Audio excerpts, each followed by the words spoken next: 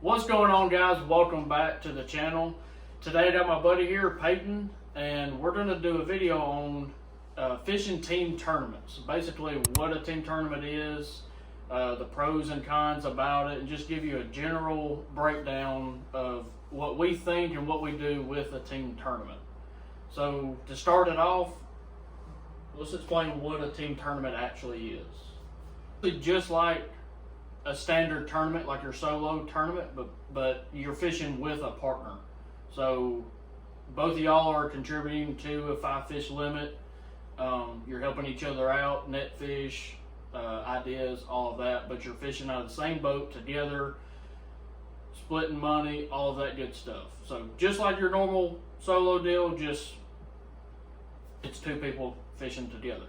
So what we're going to do in this video is we've got 5 questions, I believe, that we're just going to ask each other, and we're going to give our honest answer to each one of them. So if you want to start off with the first one. All right, so question number 1. Why do you like fishing team tournaments opposed to solo tournaments? Okay, mine, the biggest one for me is how much fun it is fishing with somebody you know. And you know, fishing solo is fun, don't get me wrong, but when you're out there with a buddy of yours or a family member, it creates a whole different vibe, and you get to share a lot of those experiences with your partner. And to me, it's a lot more enjoyment out of the team tournament scene. I would agree. I mean, fishing with somebody that, you know, you enjoy being around, or, you know, just somebody that you vibe with or something like that, you know, makes it a whole lot more fun at the end of the day, like you said, sharing experiences, and it just, you get amped up together, and it turns into a really good fun day if it goes good, and, you know, can bounce ideas off of each other, and, you know, helps out a lot when you got 2 people in the boat versus just yourself. Absolutely. So question 2 is, how do you pick the right partner? So this, I think we both had our fair share of rough partners. The biggest thing I feel like is picking somebody that you jive with. Aside from fishing ability, you need somebody in the boat with you that y'all can get along, y'all communicate well, and y'all's personalities can vibe with each other. So that's, you know, like me and him, we were buddies before we started fishing, and it just so happened that we both figured out that we enjoyed fishing, and we started fishing together. And so we always vibe well.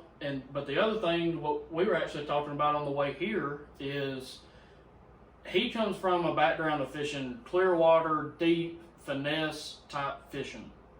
I came from a background of fishing heavy braided line in inches of water, power fishing. So some of y'all might think that's crazy, but when me and him got together, it actually helped both of us out, because I learned all his finesse techniques, and then he learned all of my power fishing. So now me and him, we just matched up and really, you know, made us that much better together.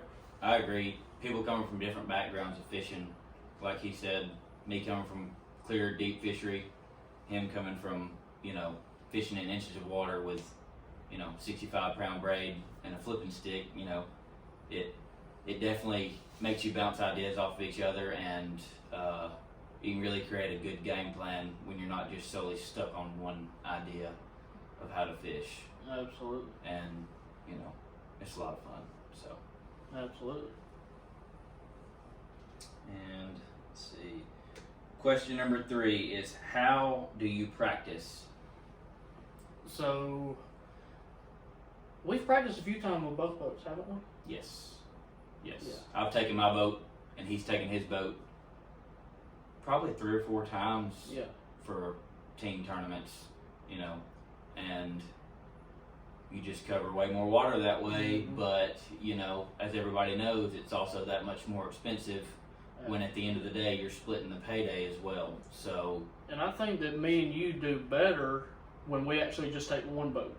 Yeah, I agree. Because we're able to talk out there on the water and bounce what we're both thinking right then and there instead of me calling you or you Yeah. calling me on Yeah. the water trying to figure out what's going on. Yeah. So what he was saying is like, if both of you and your partner have boats and are able to go practice, separately, that's great. If that's what you want to do, we've done it, and both of them work. But I feel like what works best for us is that we go out of one boat and practice with each other. That way, I can be doing one thing and he can be doing another thing, and we can just, figure things out right then and there while we're together. So that's what works out with us. You kind of have to figure out what works best for you and your partner.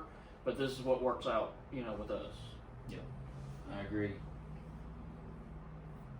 And if you have a good partner and you fish together a lot, you're very like-minded. So we've called each other multiple times when we're Yes. practicing separate and been on the same pattern. Yes. So it's Yeah. not really necessary to take two different boats if we're going to be on the same Yeah. thing. We fish so like-minded Yeah. now. So Or if you fish, or we take off from the ramp and we go two separate ways, and then come 1 o'clock, we end up in the same creek without even knowing that we were in those creeks together. So that's why we just said, forget two boats. We might as well be in one. So our next question is, how does fishing a team tournament make you a better fisherman? How would you think it makes you a better fisherman? I would go back to, getting with somebody from a different background as far as fishing goes. That'd take me back to that, Yeah. question number 2. Absolutely. It's going to make you a better fisherman as far as Mhm. communication, and two minds is better than one if Yeah. you have two solid fishermen. Yeah, and I would say when you're out there in practice and you're trying to figure out what's going on, there's been a lot of times that I'm sitting there and I'm thinking, hey, maybe we should go and do something, flip docks or something like that. And Peyton thinks, hey, maybe we should go and crank this riprap or something like that. And to me, that's just huge, because that's something that I wouldn't have thought of right then and there. And by him throwing a different idea, it makes me think differently, and it's progressed both of us into being able to think a lot quicker and figure things out a lot quicker. A lot more efficient when you have two people Absolutely. communicating in a team tournament. So, Absolutely. so for the last question, and probably I would say the most important, is how does the money situation work? So for us, we split everything 50-50 right down the middle. Entry fees, fuel, food, hotels, all of that. We keep a tally on what either one of us spend, and once we get done with that tournament, we go back and look and say, I spent this much and I spent this much, and we make it even.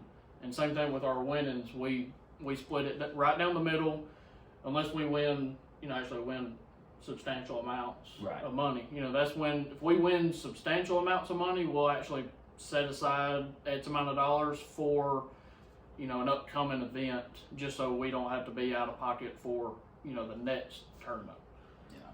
Yeah, I would say that's a big thing, is making sure that you save some of your winnings for the next tournament. That way that, kind of snowballs throughout the season, and, Absolutely. especially if you get up big at the first of the season, Mhm. cut a good check. The next tournament, you might not be out any money, so you're going in at break even automatically, and, stress levels are a little lower when that happens, and it just makes everything run a little bit smoother. Absolutely. I think the money situation is probably one of my biggest, concerns in fishing. Absolutely. And, we had to step back from fishing bigger solo events because gas was getting so expensive and some of the payouts wasn't that great. And we were just getting too deep money-wise. And so we decided, hey, let's fish a team event. We can split everything 50-50, and it made our lives so much easier doing this.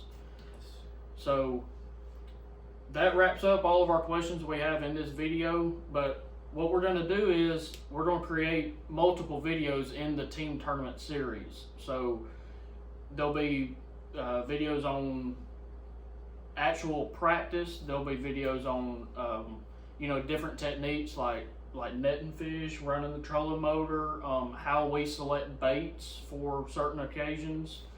All this stuff, we're going to have a full series to break down team tournament completely for any of y'all that is thinking about team tournament fishing, or maybe you're like us and we had some bad partners and needed to get out and find somebody that we fished well together. So thanks for watching. Tune in for the next video, and we'll see you on the next one.